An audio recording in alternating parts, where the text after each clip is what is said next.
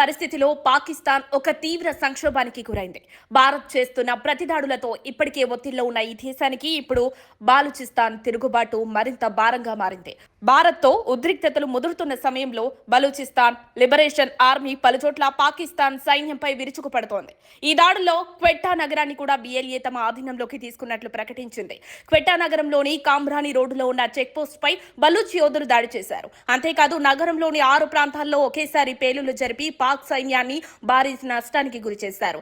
చమురు క్షేత్రాలపై కూడా దాడులు కొనసాగించి పాక్ బలగాలను వెనక్కు నెట్టేశారు. పాక్ సైన్యం చివరికి క్వెట్టా నుండి పరారైందనే వార్తలు వెలువడుతున్నాయి. ఈ తరుణంలో బలూచిస్తాన్ స్వతంత్ర పోరాటాన్ని ఉధృతం చేస్తోంది. పలు ప్రాంతాల్లో ప్రజలు పాకిస్తాన్ జెండాలను తొలగించి బలూచిస్తాన్ జెండాలు ఎగురవేస్తున్నారు. ప్రభుత్వ వ్యతిరేక నినాదాలతో కూడిన వీడియోలు సామాజిక మాధ్యమాల్లో విస్తృతంగా పంచుకుంటున్నారు. ఇక బలూచ్ యోధులు తమ స్వంత జాతీయ గీతాన్ని సిద్ధం చేసుకుని బలూచిస్తాన్ కు అంతర్జాతీయ గుర్తింపు కోసం విదేశాల్లో దౌత్య కార్యాలయాలు ఏర్పాటు చేయాలని యోచిస్తున్నట్లు తెలుస్తోంది.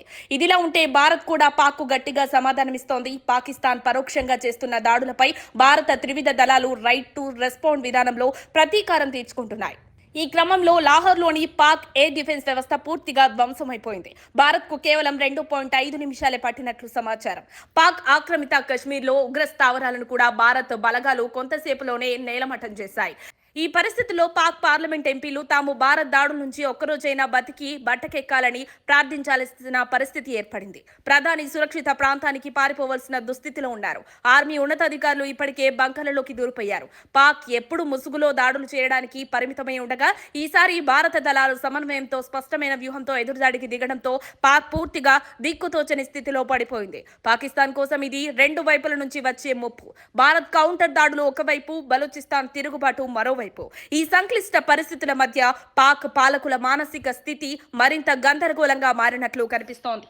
మరిన్ని అప్డేట్స్ కోసం మా కాయ్ టీవీని సబ్స్క్రైబ్ చేసుకోండి. మా వీడియో కనుక మీకు నచ్చినట్లయితే లైక్ చేయండి, షేర్ చేయండి. మీ విలువైన అభిప్రాయాలను కామెంట్ బాక్స్లో తెలియజేయండి.